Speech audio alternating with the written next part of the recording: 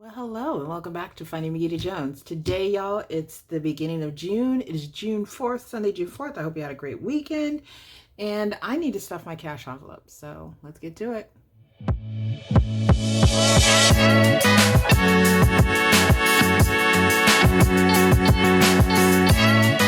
So welcome back. As I said, today we are stuffing my cash envelope, so this should be a short and sweet video. And I don't know if you remember, if you saw my cash on stuffing video, I had bought some groceries late last month, late May, the last week of May. And I said that I was going to put the money that I used for those groceries applied against this month's grocery budget. So just keep in mind that we are going to be stuffing the full amount that I usually stuff, but we're going to be putting a lot of it into the already spent because it has already been spent. So without further ado, let's get to the cash stuffing. So I'm going to be stuffing $290. We're going to have our cash envelope here. And we're going to go ahead and count it. So we've got 100, 50, 200, 20, 40, 60, 65, 70, 75, 80, 85, 90. $290. See, that was an easy count. I didn't need any calculator for that. That was an easy one. Even those easy ones trip me up though. Y'all, for all y'all who out there is like, I can't believe I couldn't count that. Girl, I can't count money. So don't feel ashamed. It seems like us people in the budgeting community, some of us are like flawless at counting money. I mean, the fast way that Erica from Black and Blue be counting her money, I'm just like, girl, I don't know how you do it, because I think my mind wanders when I'm counting a large amount of money, because I'll start counting and my mind will just go places and I'll forget what I count and I'll just get off, and it's just a mess. Some of y'all are just like amazing at counting. I'm not one of them. And Coco and Chanel will tell you, because they see me messed up more than a few times with my counting. So yeah. So how is your June going so far? I know it's the beginning of June, and you know, a lot of people are just now getting to the swing of things, you know, breaking out the barbecues. Probably broke out a barbecue a long time ago. Breaking out the barbecue. What are we doing? Breaking out the bathing suits. So I'm gonna just bring up my budget book for a minute. I know I'm skipping around topics.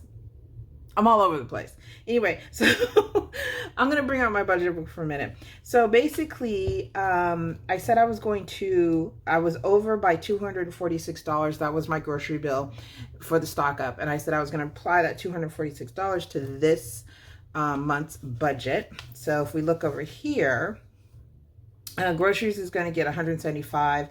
So it's basically going to roughly be about $100 that I have for the month for groceries. I know that sounds like not a lot of money, but y'all, I have a lot of food. And so I think that'll be fine, but we'll see. We'll see. So we're going to be putting $175 into my grocery envelope. Actually, we're only going to be putting $50 in there because $125 is going to go towards spent. So let's just get to it. Okay, so Con Ed's getting its basically $75. And Con Ed, I anticipate I'm putting the same amount in that I did last month and the previous months, because I anticipate, because is entering air conditioning season, the Con Ed's going to shoot up. So we're putting $75 in Con Ed to give me a total of $150 for the month. Dollar Tree is getting its typical $5, which I always use, but we're going to put that in there. And eating out, I'm only going to do $25 for eating out, y'all. I am desperately going to try, other than lunches at work, not to eat out. So we're going to put $25 in here. And actually, I might try not to eat out at lunch at work. Well, I might try to bring my lunch, but we'll see. We'll see. Let's not just get crazy here. So we're going to put $125 into spent, and we're just going to put $50 into groceries. Okay. And so this $50 will buy me milk, veggies, just, you know, all the other stuff. If I see something really exciting on sale, I might go into this, but we'll see. And, you know, mid-month, around the 15th of my June 15th paycheck, we'll evaluate how this $50 played out, and we'll see if I need to put more money into the last 2 weeks of June. But I think this might work out. Home essentials, we're going to put $5. That's for toilet paper and all this other stuff. We're pretty stocked up on that. Oops is just anything that doesn't fall into a category. And that's it. So we're going to put our $125 into our spent, and we're just going to call it a day. So if you're wondering how my cash envelopes work and how I call this a cash envelope, but I put prop money into it, I use this as a representation of how much money I can spend. And these are kind of like my essential expenses that I have to pay regardless of whatever extra money I have, just my basic living expenses, but they're also variable. So my Con Ed bill is my electric bill. Con Ed is the name of the company that New York State uses.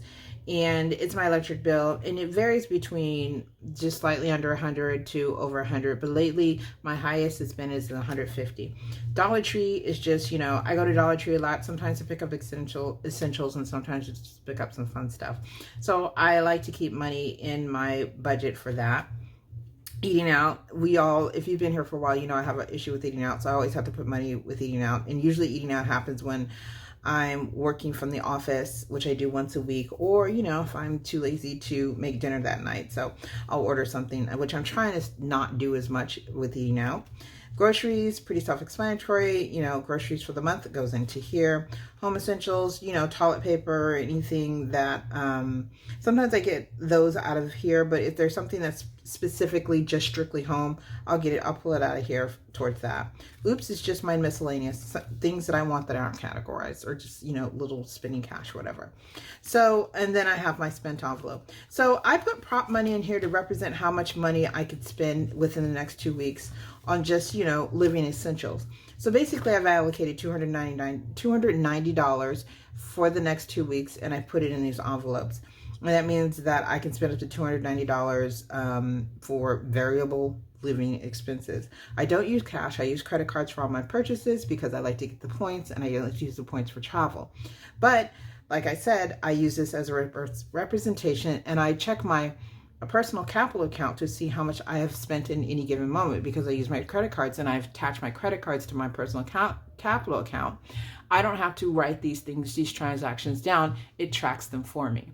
So that's why you never see me writing down in a book my transactions, A, because I'm lazy, and B, because why am I going to write them down when I have a program that does it for me and calculates it up?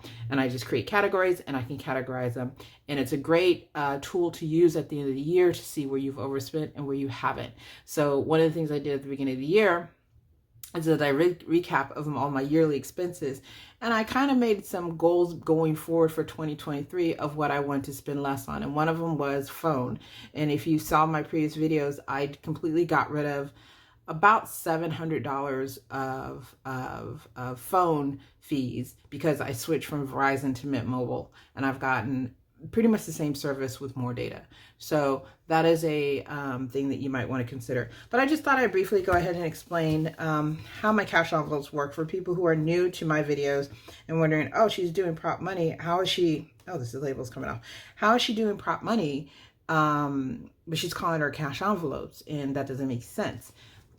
This is why I do it this way. I need a visual representation of what I spent, and this really does help me out a lot. I know for some people they need to use cash, and that's fine. And you do whatever works for you. But for me, because I like to use credit cards, this is what works for me. And it really has kept me within a box. I do overspend. I'm not going to say I don't overspend, but I really don't spend willy-nilly like I did before, because I do have some guardrails in place, and these are my guardrails. So just in case you're wondering. So like I said, this was very short, very sweet. I just want to wish you all a happy beginning of June. I hope you're doing something fun in the sun, and yeah, so yeah, I think my next one's gonna be my sinking funds video, so look out for that. And I will see you in the next one. I hope you have a great rest of the week, and I'll talk to you later. Take care. Bye.